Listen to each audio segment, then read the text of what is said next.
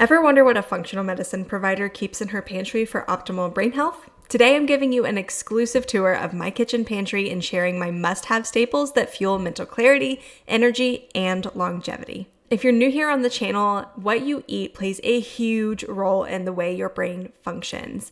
If you haven't watched it already, check out this video right here and then come back. As I mentioned in that video, small changes can make a huge impact. And one of the biggest ways you can start making that impact is by what is in your pantry. So pantry staples are huge for brain health. What you choose to stock in your pantry can help you avoid inflammation, help you stabilize your blood sugar, and provide tons of essential nutrients for your brain and body. What I stock on a regular basis in our pantry is mostly anti-inflammatory, if not low inflammatory. It's very nutrient dense and as free of processed junk as we can get, but still delicious and practical for everyday meals. Now, do we splurge on occasion and get a processed treat? Yes, but the vast majority of what we eat is nutrient dense whole foods. So let's go over the core categories of a brain healthy pantry. Number one, healthy fats for brain fuel. Fat actually makes up 60% of your brain, and it's absolutely critical for your brain and cognitive function. So some of my staples are extra virgin olive oil, avocado oil, coconut oil, ghee, which we are actually out of and picking up at Costco next time we go, and grass-fed butter. I use them in various cooking methods, dressings, drizzling on veggies. We even use the coconut oil as where you would use Crisco to grease a pan. Specifically, we use coconut oil and avocado oil for high heat cooking, and we use extra virgin olive oil in our salad dressings. And then the butter and ghee are there for cooking, for eating plain, especially if you're on a keto or carnivore diet, as well as enjoying on our paleo gluten-free bread. Number two, clean proteins for neurotransmitters and blood sugar stability. Protein helps build neurotransmitters such as dopamine and serotonin so your brain can communicate properly, and it helps you balance your blood sugar so you don't have these large spikes and crashes and the inflammation that comes along with that. Some of my staples are canned wild-caught salmon, sardines, bone broth powder, collagen peptides, and nuts and seeds. We use them for quick meals. We'll make fish cakes like salmon patties. We use them in soups, smoothies. We'll put the collagen peptides in our coffee and tea in the morning. You name it, we've probably done it. Number three, nutrient-dense carbs. The staples I'm about to go over are low glycemic options that prevent energy crashes and the brain fog. Plus, they're anti-inflammatory and gut-friendly as well. So some of my staples are coconut flour, almond flour, cassava flour, buckwheat flour, as well as sweet potatoes, which I'm actually trying to make a sourdough starter out of the buckwheat flour. Wish me luck. I'll let you know how it goes. We also have a couple of boxes of lentil pasta for those nights where we just want to throw a meal together and we're craving that homey pasta feel. I use the flours for baking, making paleo pancakes, making side dishes. I'll use the almond flour as breadcrumbs in my meatballs. The sweet potatoes, I'll either roast up or bake or add to a stew. Totally depends on what we want to do that week, but it's nice because they're right there when we need them. Number four, brain boosting superfoods and spices. Now, most of these superfoods I've gone over in other videos like this one, but some of their biggest impacts are to reduce inflammation and boost brain function with their super stack of micronutrients and other plant compounds. Some of my staples are turmeric, cinnamon, matcha, mushrooms, sea salt, and garlic powder. We season everything. We will throw spices everywhere. We actually always use more seasoning than a recipe calls for. But you can also use these in smoothies, and I've been really dying to try a golden milk recipe. If you have a good one, leave me a comment below. Number five, smart sweeteners. I'm gonna start with my staples this time. Those would include raw honey, pure maple syrup, pure monk fruit, stevia, and allulose. So the raw honey and the pure maple syrup are really natural forms of sweeteners. They're not calorie-free, but They do contain a lot of other nutrients that you don't get from other sweeteners, and they don't spike your blood sugar quite as much as others either. Now, the monk fruit, stevia, and allulose, on the other hand, are non-nutritive, meaning they're 0 calorie, but they are derived from natural sources as opposed to being a chemical. Although there's controversial opinions in science out there as to whether the non-nutritive sweeteners actually trigger an insulin release, they can definitely help satisfy your sweet cravings without at least a huge blood sugar spike. We use these mostly in tea and baking. Number 6, fermented and gut-friendly foods. Y'all, the gut-brain connection is real. So a healthy gut equals a sharper brain. My staples are homemade sauerkraut, which you can absolutely buy. Just make sure the only ingredients are cabbage, salt, and maybe a spice. Other staples in our house are kimchi, organic yogurt, cottage cheese, and apple cider vinegar. Now, my husband loves pickles, but I am not a pickle lover. So whenever he's in the mood for pickles, we'll get those that are pickled in brine and not vinegar so that the probiotics are still alive. And when he's not feeling it, we don't have them in the house. Now, you can eat these as part of a larger meal. You can put them on salads. That's actually what I do with my sauerkraut. I put about 1/4 of a cup on my salad, and with the vinaigrette dressing that we use, you can't even taste it. It's fabulous. Number 7, on the go, brain boosting snacks. I do love me some snacks. You know your girl loves to eat. So we do have things like almond butter, even though I'm not a fan of nut butters. My husband is. We have lots of grass-fed beef sticks, lots of nuts and seeds, and often we'll make our own nut mix or trail mix, and we'll roast a blend of nuts in either some seasonings for a more savory feel or with some maple syrup and cinnamon and some coconut flakes for more of a desserty granola feel. If you want the recipe to my grain-free granola, I'll link that for you in the description below.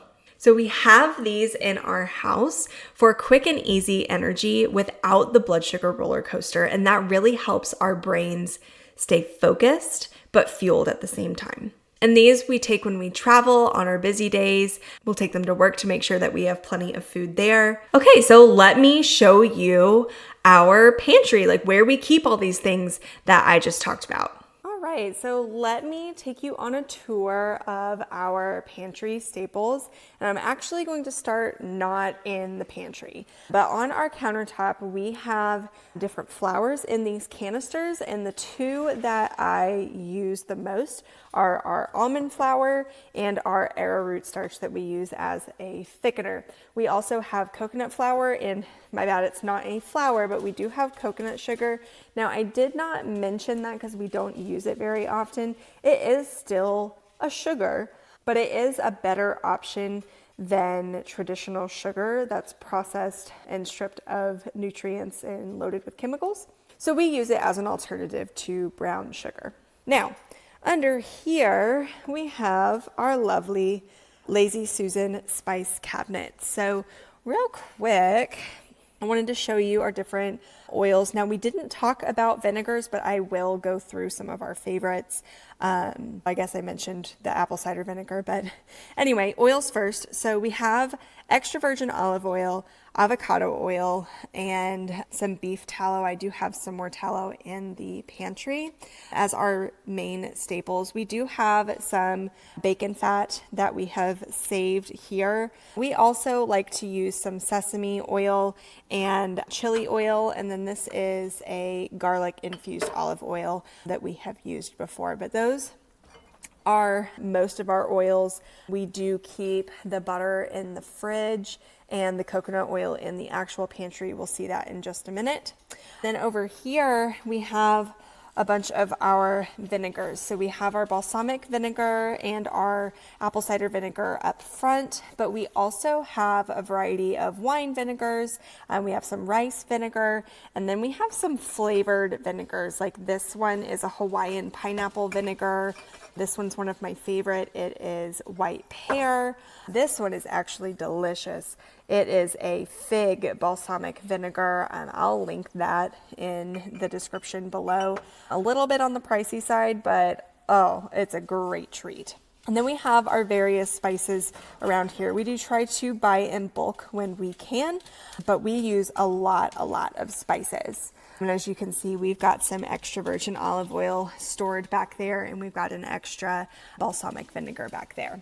Now up here, we have some of our other baking items. I've got our spice blends. Not all of these are perfect as far as ingredients goes, but I do try to get the cleanest possible, and we don't use them a ton. We like to make our own spice blends, but we have them if we need them. Hello, Nokomis. All right. Anyway, so then over here is where we have some of our other baking items like the honeys, the extracts, and our nutritional yeast. So we've got that over here. Okay, and then the girls are going to take us to the pantry. So down here we have our canned meats. So this is where we have some canned chicken. These are our sardines, our canned salmon, and then behind there is our canned tuna. We also have various other canned items like tomato sauce, diced tomatoes, coconut milk, tomato paste. I'm a big fan of olives, so we keep that there. These are pumpkin seeds and sunflower seeds. And then, of course, my lovely diced green chilies. We have our dog corner here, but as you can see, this is where we have our stash of nuts and then all of our beef sticks. We really like the Archer and the Paleo Valley, but the Chomps are really good too. And I know there's other fabulous brands, but those are our usuals. This is our other beef tallow. It's from a local homestead, Cackleberry Farms. Love them. Great family. I'll also include her website in the description in case you want to check it out.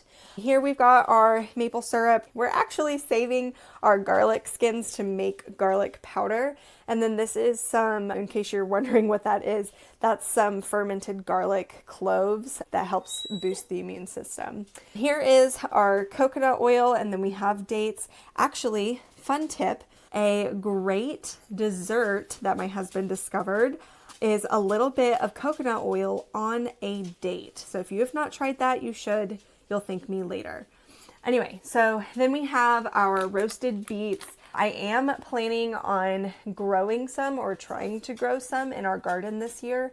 So hopefully I'll be making our own roasted beets there. We do have some other grains and whatnot here. We've got our extra apple cider vinegar here. We've got our Banza lentil pasta here. We've got some other gluten-free flours. So we do have some cornmeal. We don't use it very often, but we like to have it when we want to. Usually it's for special occasions like holidays. We've got some buckwheat flour. We've got some paleo mix and then more coconut flour there. This is where we store all of our onions and our garlic. And we've got some chicken stock, some beef broth, and then these are actually shirataki noodles. Well, this is their rice version, but this is from Miracle Noodles. I'll link their website below. They are fabulous, great low carb option for if you want like a rice or a noodle dish. Here is where I've got all of our mason jars for storage. Yes, at this time I do still use plastic Ziploc bags, but we are in the transition period to, we're going to try out some silicone ones. All right, up here we've got some oyster mushrooms we got from a local, I guess you could call it a farm. And this is where I literally just started this sourdough starter this morning. So we're going to see how that goes. I made it out of buckwheat flour. These are our healthy sweeteners. So I've got all those there. For instance, this is a monk fruit that's made with allulose. We also have some other things that are good for gluten-free baking like xanthan gum. What else do we have? Flaxseed meal. Yes, fabulous. And then I know that back one is grass-fed gelatin. So we do have some electrolyte drinks. Element has been under a little bit of heat lately. I do still think they're a good product. Are they perfect? No, but they do taste great. My favorite's the raspberry salt. My husband loves the plain unflavored one. We do have our extra tea back there. That's what that is. And then this is some bone broth sticks. This is absolutely delicious. You just heat up some water, pour that in, mix it up. It is delicious. And actually, I might have one this afternoon. All right. So then over here, we have our chia seeds, and then we do have some organic sugar and oats back there. Again, we don't use them very often, usually during the holidays when we're baking for other people, but we do have them in case we need them.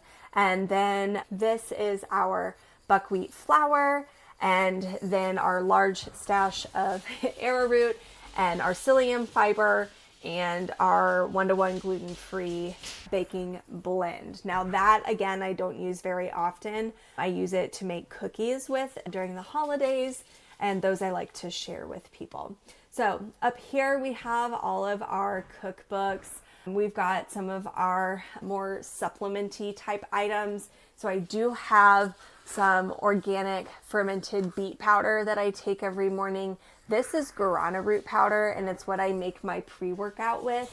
I literally just mix it with water, and that is my powdered caffeine, essentially. Then we put creatine in our tea and coffee in the morning. If I have tea later in the afternoon, I will put a scoop of collagen in it.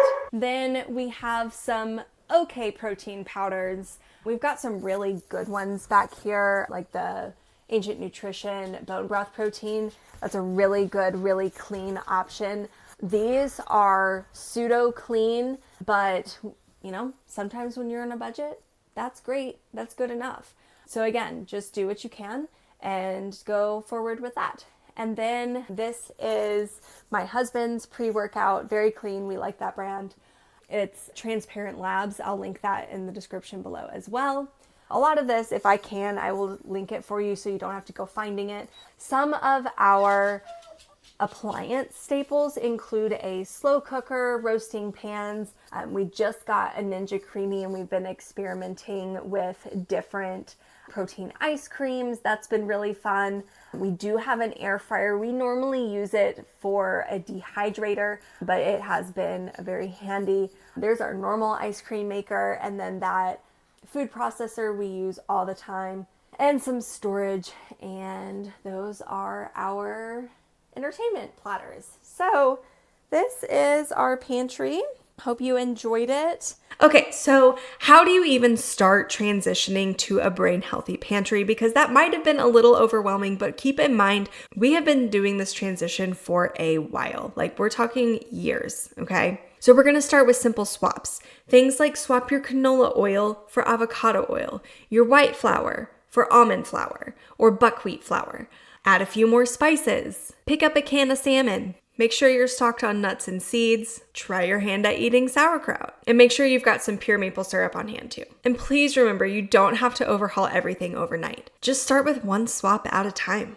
So what's in your pantry? Are there any brain healthy staples you love that I didn't mention today? Let me know in the comments below. And if you like this video, give it a thumbs up. Be sure to subscribe and hit the notifications bell so you don't miss another video. And speaking of food, be on the lookout for my upcoming mini course on how to make any recipe healthy. Yes, I'm talking any recipe. Make it healthy.